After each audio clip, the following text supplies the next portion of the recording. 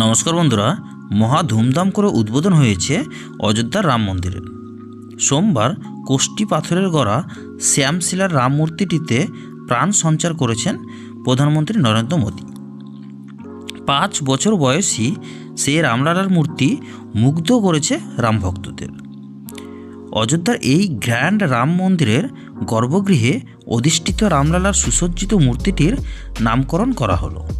এবার থেকে কোন নামে পরিচিত হবেন রামলালা, বদলে দেওয়া হলো রাম মন্দিরের নামও। সোমবার প্রাণ প্রতিষ্ঠা হওয়া 51 ইঞ্চির রামলালা মূর্তিটিকে এবার থেকে ডাকা হবে বালক রাম নামে। প্রাণ প্রতিষ্ঠা উৎসবের সঙ্গে জড়িত পুরোহিত অরুণ দীক্ষিত বলেন, 22শে জানুয়ারি যে মূর্তির প্রাণ প্রতিষ্ঠা হলো সেটি এবার থেকে বালক রাম নামে পরিচিত হবেন। কেন এই নামকরণ হলো? জবাবে এই পূজারী বলেন, যেহেতু রামের এই মূর্তিটি তার 5 বছর বয়সী রূপ ফুটিয়ে তুলেছে, তাই এই নাম দেওয়া হয়েছে। অরুণ দীক্ষিত আরও বলেন, প্রথমবার যখন আমি এই মূর্তিটি দেখেছিলাম চোখ থেকে জল বেরিয়ে এসেছিল। সেই মুহূর্তের অনুভূতি আমি ভাষায় বর্ণনা করতে পারবো না। বারাণসীর এই পূজারী কমপক্ষে 50 থেকে 60টি প্রাণ প্রতিষ্ঠা উৎসবে অংশ নিয়েছেন। অরুণ দীক্ষিতের কথায়, এতদিন যতগুলি প্রাণ প্রতিষ্ঠায় অংশ নিয়েছি তার মধ্যেই রামলালার অনুষ্ঠান সবচেয়ে বেশি অলৌকিক ছিল। এটি আমার কাছে সবচেয়ে স্বর্গীয় মুহূর্ত ছিল।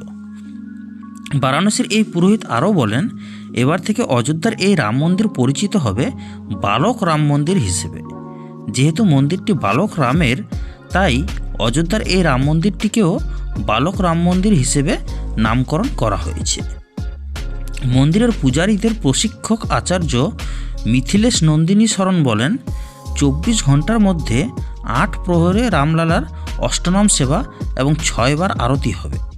আরতিতে মঙ্গল, শৃঙ্গার, ভোগ, সাধনা, শয়ন হবে। রামলালাকে জাগানোর জন্য হবে মঙ্গল আরতি।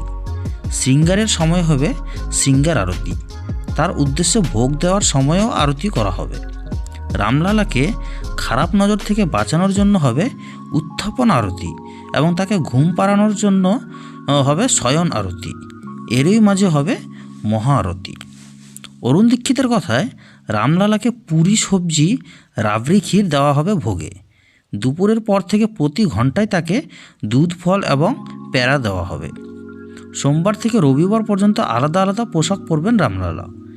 সোমবার সাদা, মঙ্গলবার লাল, বুধবার সবুজ, বৃহস্পতিবার হলুদ রঙের পোশাক পরবেন। শুক্রবার ক্রিম, শনিবার নীল এবং রবিবার গোলাপি রঙের পোশাক পরবেন রামলালা। বিশেষ বিশেষ দিনে পীতাম্বর সাজে সজ্জিত হবেন রামলালা। তো বন্ধুরা, আপনারা কবে অযোধ্যার এই রাম মন্দির দর্শন করতে যাচ্ছেন? আমাদের রামলালা তথা বালক রামের কবে আপনারা দর্শন পাবেন? অবশ্যই কমেন্ট বক্সে জানিয়ে যান। এবং রাম মন্দিরের নতুন রাম, বালক রাম মন্দিরকে আপনারা কতটা পছন্দ করেছেন অবশ্যই কমেন্ট বক্সে জানিয়ে যাবেন এবং ইনফরমেশনটিকে বন্ধুদের সাথে শেয়ার করবেন। ধন্যবাদ।